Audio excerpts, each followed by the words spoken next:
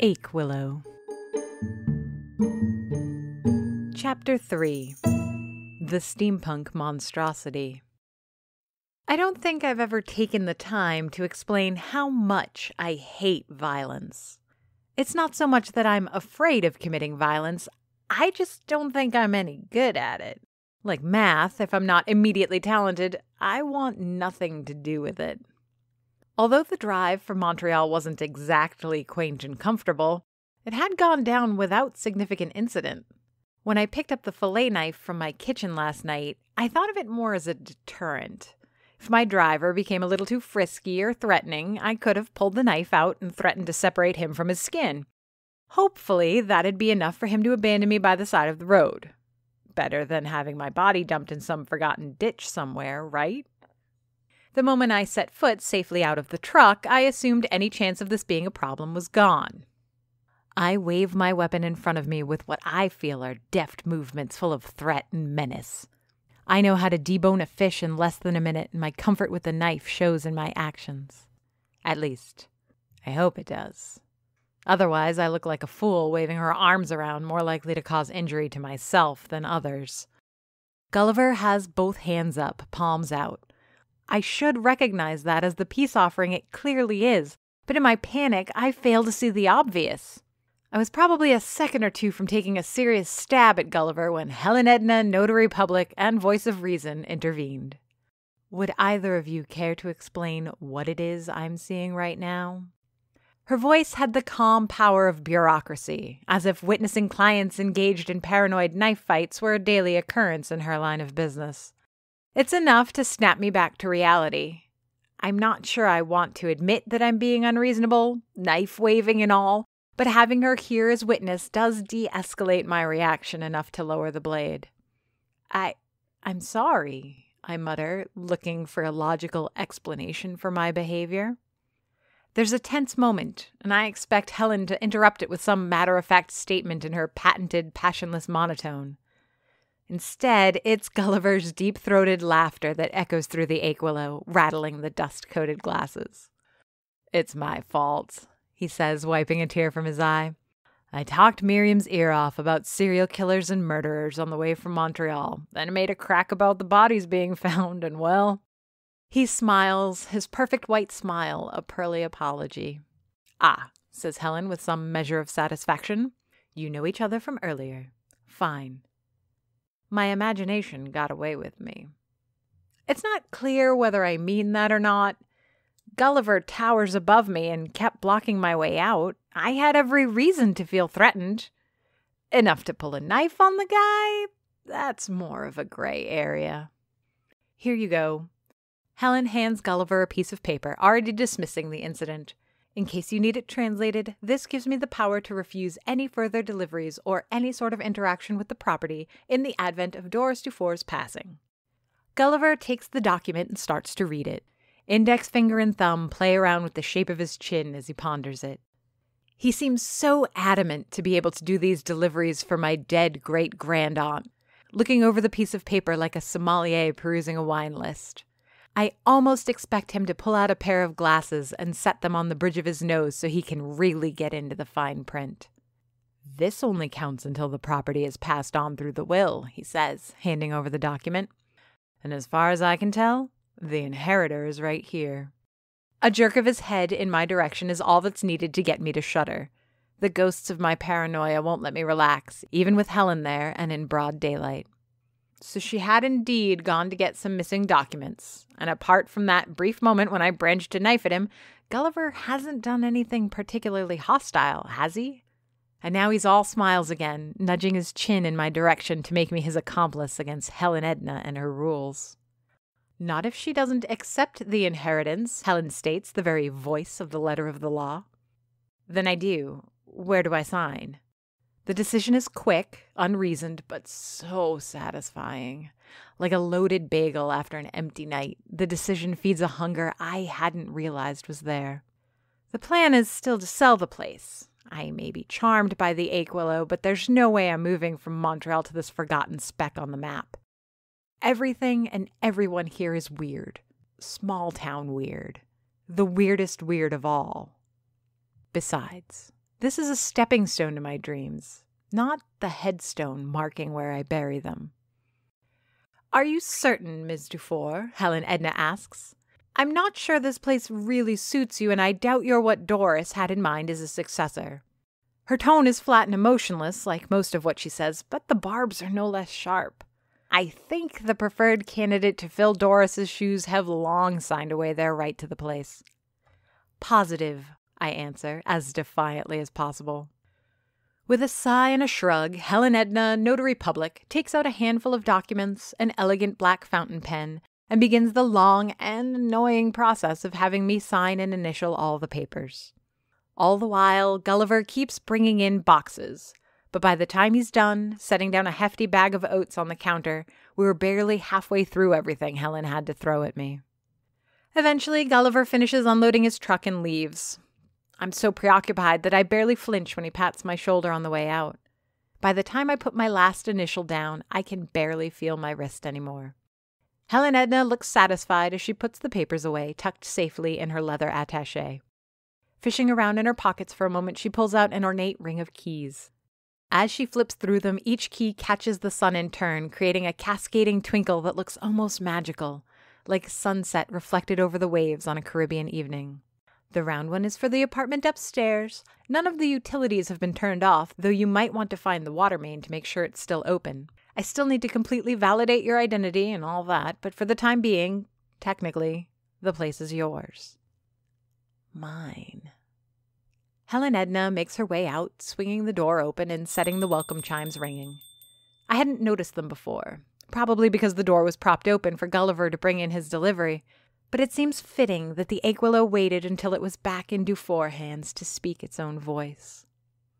Mine. I've never come close to owning property. The closest would be when Trevor and I first rented our apartment. Back then, we felt like we owned the place. 2 bedrooms, a kitchen, a living room, and a somewhat modern bathroom, all to ourselves. It was intoxicating. But if that was like having a beer, this is closer to reaching the bottom of a 5th of whiskey. The room spins as I consider the implication. Mine. Each of the chairs in this room, all the tables, the counter, the antique coffee machine, the very floor, all of it is mine. Even the apartment upstairs, which I haven't even set foot in, is mine. 24 hours ago, I hadn't even heard of Achewillow or Doris Dufour. Now all of her earthly belongings are under my name until I can sell them. It's too much to take. I burst through the back door, starving for some fresh air.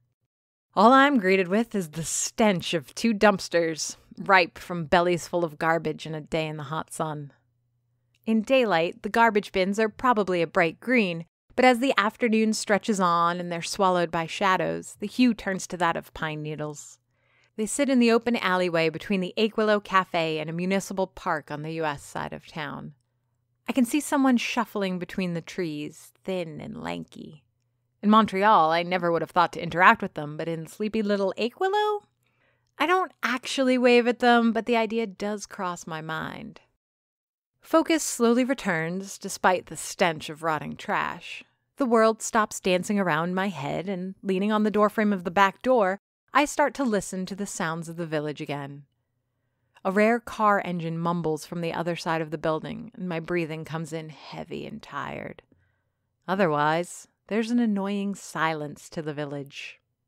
Compared to Montreal, it's like attending a corpse. There's no life here, not since the sun started dipping toward the horizon. In the city, there would be voices and footsteps. Airplanes would regularly rumble through the sky, and music would sometimes find its way out of car windows or bars and restaurants. You'd have to seek out silence in Montreal, and even if you found it, the pulse of the city would never be too far. Here, there's nothing but rare motor vehicles, the wind, and hissing. Hissing? The bins are hissing at me. My already addled brain, tired from the roller coaster of my life coming apart and then turning on a dime into an entirely new direction, isn't firing on all cylinders. So clearly the garbage isn't what's hissing, and I'm too dumb and curious not to inch closer and find out what it is. Like some cartoon burglar, I tiptoe across the alley, gravel crunching like breakfast cereal under my feet despite my efforts. The hissing gets more intense, louder, and more aggressive the closer I get to my target. My hand reaches out. Fingers grip the sticky yet oily rim of the first bin's lid. I barely take notice of the revolting texture, my senses focused instead on the sound of my own racing heart and the intermittent threat from the metal container. The lid is heavier than I estimated, and I can't seem to lift it with one hand. Just as I reach out to try and give it a good shove open, bang! Something behind the metal containers falls over with a loud clatter. I swear to God, my heart stopped for a solid 10 seconds right then and there. By all rights, I should be dead, and it's just by virtue of my own terror that my blood started flowing again. Then, as if I was the one trespassing on their territory, a line of 6 raccoons saunter out from between the garbage bins. 12 beady eyes fixate on me as they parade across the alley, oblivious to my medical distress. One of them seems to have a red tag on its ear. Another, as big as a fat Labrador, stands in front of the others. I don't know if raccoons have alphas or pack leaders or whatever, but that fat raccoon is definitely the boss. An obese monarch like a garbage-dwelling Henry VIII. He doesn't limit himself to glaring, but I swear that in his own hissing way, he's threatening me. Once his quart of trash is well on their way to the park, he gives me one final look before waddling after them. Threaten me? On my property? Oh, it's on, you fat little rabies incubator.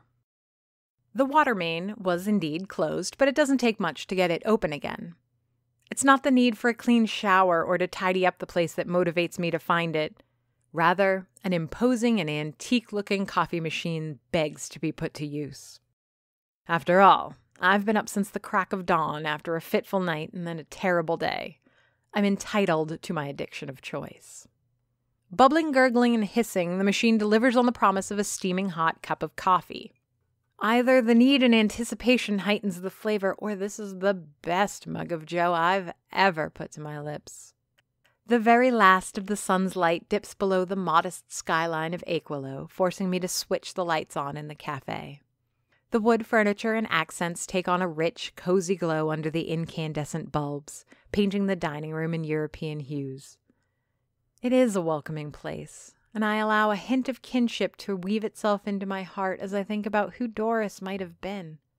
If nothing else, she and I had similar tastes.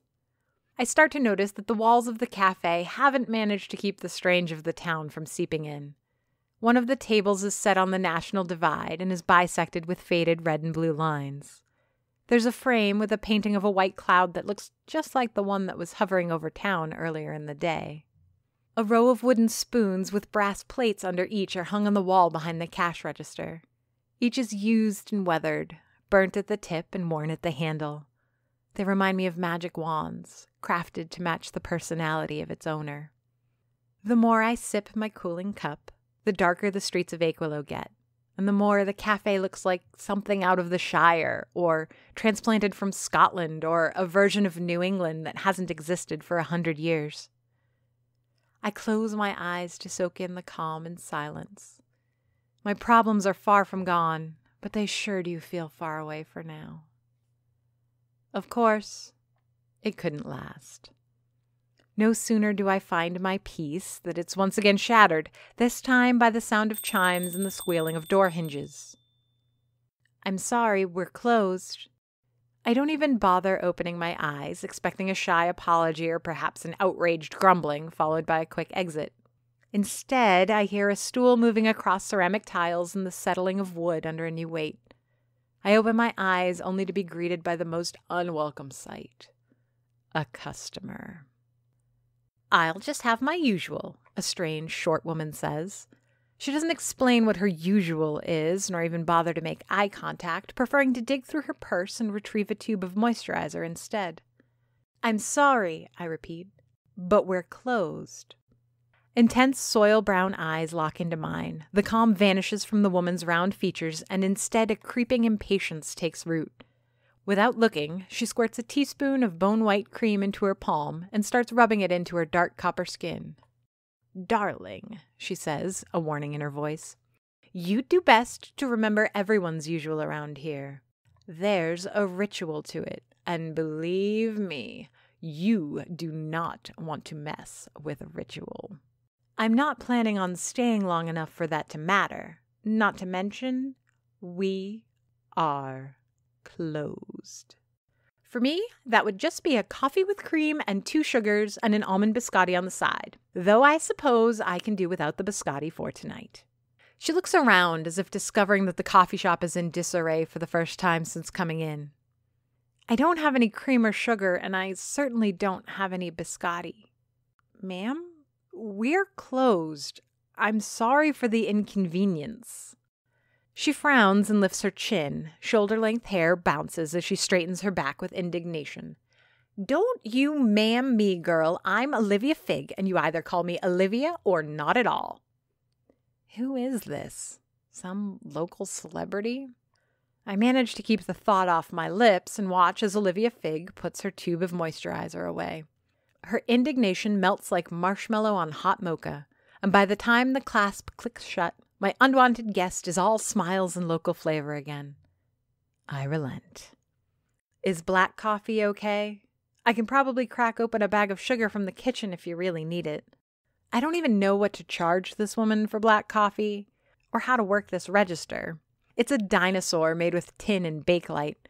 I could absolutely murder someone with it, assuming I could lift the monstrosity.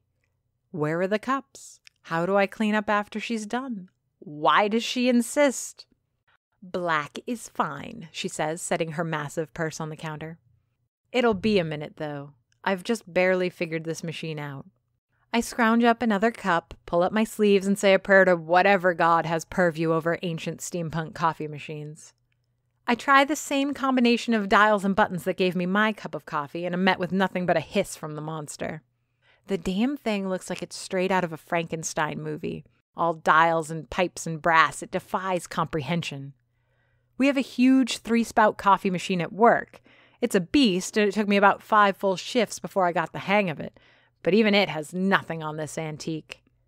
You wouldn't know where the instructions are, would you? On a stone tablet, maybe? The flippant question does tease a smile out of Olivia. I don't know why that matters to me. So far, the denizens of Achewillow, from Helen Edna to those weird guys in white robes to that fat jerk of a raccoon, even Gulliver, have done nothing to impress me. Olivia is different, and I can't figure out why. Maybe it's the simplicity of her. Everyone else has some weird thing that rubs me the wrong way. All Olivia wants is coffee, and while that's another hair in my soup, it's such a simple thing, so relatable. Getting coffee was my #1 goal the moment I was left alone here. You know, you are Doris's kin, aren't you? I toss her a sidelong glance as I pull a reluctant lever. Steam sounds like it wants to burst out of the machine the same way some sort of confession appears to be bubbling at the surface of Olivia. I grunt and pull up my sleeves, ignoring the question in favor of doubling my own efforts. Olivia says. That's what Doris would have said. I didn't say anything. Exactly. Doris was a quiet one. Big on doing, not on talking.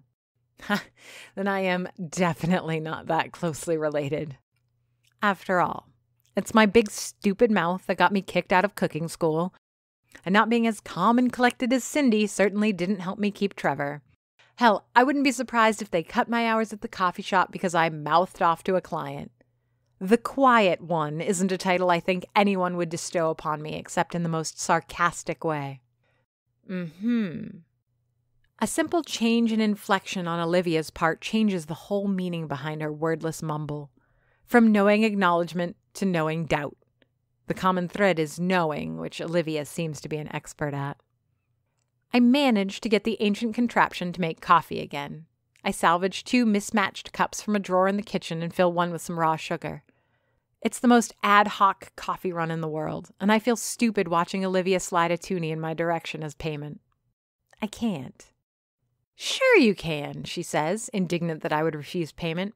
I just saw you pull this place half apart to make this coffee. You deserve a little something. Thank you.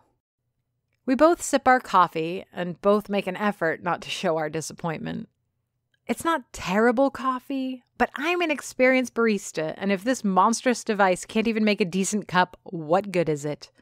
I shoot it an irritated glance, like a warning shot, but all I get in return is a half-dozen distorted reflections of my own anger.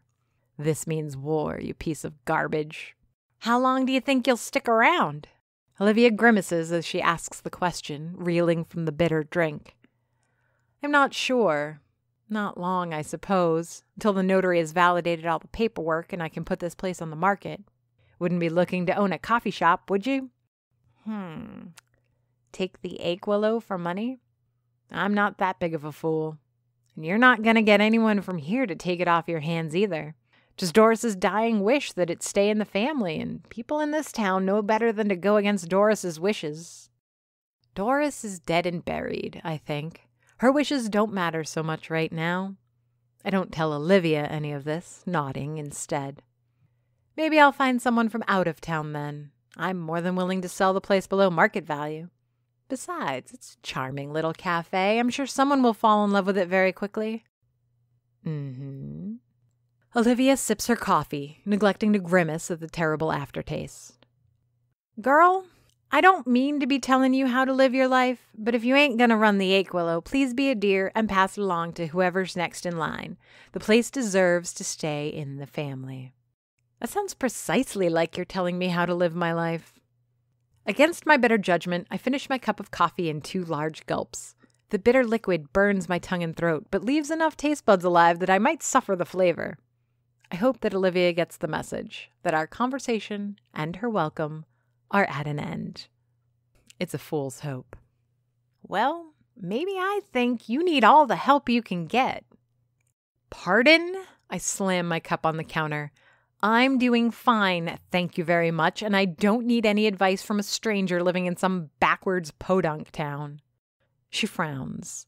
It's that kind of mother's frown, the one that's perfect balance of anger and disappointment. You know the one. Where the eyes stay wide open, pushing up at the eyebrows that in turn knit themselves down. Her lips get thin and pale as she presses them against each other.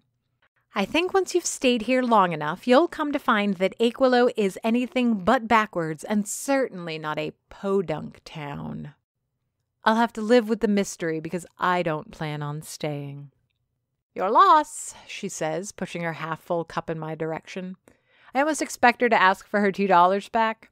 You'll never find a more welcoming and interesting little community than Achewillow. I don't bother to think of a clever reply before opening my mouth to speak. I want to say I've had an interesting enough life already, but something interrupts me. We use the expression like nails on a chalkboard liberally to describe irritating noises. It's the kind of exaggeration we lean on to get our point across that something is terrible on the ears. This noise, however, is exactly like nails on a chalkboard, except that in this scenario we are inside the chalkboard and the sound is coming from everywhere outside. A moment passes, and we hear a hissing coming from the back alley, followed by the metallic clutter of a dumpster lid crashing down. My lips part again to let me speak. It's just the raccoons out back, I want to say, proving that I'm not some naive city mouse. But then a shadow passes across the back window. A silhouette, both tall and thin, shambling about slowly through the alley. Its slow gait reminds me of the homeless man I saw wandering the trees out back. It seems animated by the same aimless drive and awkward stride, like it's on the brink of falling over between each step. Instead of words, my lips mouth quietly, "What the hell?" All Olivia offers as an answer is to put her hand over mine and a finger to her lips. She doesn't seem afraid, not the same way I am. There's a tremor throughout my whole body. My knees shake, ready to do their part if I need to bolt into a sprint. My eyes dilate, and my skin prickles with goosebumps. I am flight. Olivia, on the other hand, fixes the window, monitoring every passage of the shadowy figure. The finger touching her lips is firm and unwavering, a warning to me to stay quiet and to whatever is out there to stay out. She is fight. A hand, bony and frail, hovers over the window as the figure passes again. Its fingers touch the glass and the cafe is suddenly filled with the ear-splitting screech. It only lasts a few seconds, but echoes through the air and in my bones for a solid minute afterwards. Olivia's hand closes on mine as the figure settles behind the back door of the Achewillow. My mind races, struggling to remember if I locked the door after my argument with the fat raccoon. A stray thought goes in the scavenger's direction, hoping he's okay. I want to sprint to the door and make sure it's secure and that whatever it is that's standing outside remains there, but Olivia's hand presses down, reassuring and restraining all at once. A soft rattle at first, then more insistent as the door handle is tested. The door shakes on its hinges with increasing violence. For a second, I think back to my fillet knife, convinced the frame itself is going to fail and I'll have to fend for myself against a real threat this time. Just as I'm about to yank my hand from underneath Olivia's, the rattling, pulling, and shaking stops. The shadow shambles one more time across the window. I know it's the last time because at least 10 minutes trickle by before either of us dares move again. Fine. Olivia breaks the silence, nearly stopping my heart dead in my ribcage. Achewillow isn't perfect, but it's certainly not boring either. What was that? Damned if I know, but you won't mind me going home so I don't have to find out, do you? She lets go of my hand and picks up her purse. She's short and stocky and looks like she can probably do well for herself in a fight, but the way that shape rattled the door, I don't think I'd wish an encounter with it on my worst enemy. Even Gulliver would probably have a rough time against whatever that was. You're going home? Out there? Alone? I'm surprised by my concern for this woman who, a few minutes ago, was nothing but an annoyance. A nosy annoyance at that. Still, I'm not heartless. If the shadow turns out to be the one responsible for the bodies left around town, and at this point I'm almost completely convinced it is, then it might still be looking for a victim. You're staying here? Alone? Not the answer I was expecting. I'm half grateful to be reminded that, unless I want to spend the night here, sleepless, huddled in a corner and clutching my fillet knife, I might want to find a hotel to stay at. It's out of my current budget, but budgets are for the living. Come on, Olivia says, reading the worry on my face, no doubt. You can stay at my place. I'll show you how to fix a proper cup of coffee. Maybe even fix you a decent breakfast in the morning. I couldn't argue. Even the jab at my barista skills slid in and out of my ego without drawing any blood or leaving a wound. I don't know the first thing about Olivia Figg, but when the shadow threatened us both, her hand shielded mine. It takes a moment to shut off all the lights and turn off the devil's own coffee machine, all under the watchful eye of my new benefactor. Like Gulliver, I don't quite trust the woman, and I'd love to sneak my trusty fillet knife back into my bag, but those dark irises just won't leave me. The front of the cafe isn't anywhere as scary as the back. I wouldn't exactly call Rue Principale bustling, but we're not alone. A handful of pedestrians are milling about while an old sedan struggles to get into a parking spot in front of a bar. Street lamps project small islands of illumination, warding off the shadows where I expect to see a monster wherever I look. Come along, Olivia urges, holding her purse in one tight hand while taking my elbow with the other. Ms. Figg? I ask, stuffing my keys into my pocket. Only people who call me Ms. Figg are my accountant and Mr. Figg, and only when they know I'm mad at them. She stops to take a look at me, and I notice that, even though I'm not exactly tall myself, Olivia is even shorter. Out with it. Olivia. I savor the name like a new dish. What was that? She says, pulling me along so we can start walking again. A half smile forms on her tight lips as she turns to face ahead. Would you rather a comfortable lie or the painful truth? I give it a moment. On one hand, I've had my share of painful truths for the time being. A comfortable lie sounds like a very pleasant place for my consciousness to lie down right now. But that's just not me, I guess. Give me the truth, I suppose. Olivia Figg tries to maintain a stoic demeanor. She straightens her back and keeps her eyes on the sidewalk, guiding me calmly to what seems to be her car. But I can feel the tension in the hand holding me. Her fingers are tight, clutching and unclutching my elbow in a fidgety rhythm. I think, she starts, hesitating a little to look for the word. I think that was a demon. Achewillow is written by J.F. Dubow, narrated and produced by me, Amy Frost. If you enjoyed this podcast and would like to hear more, please rate and review us on Apple Podcasts, Google Play, or your preferred podcast platform. You have no idea how much it helps. Questions, comments? Email us at achewillow@gmail.com. Follow us on Facebook, Twitter, and Instagram under the username Achewillow.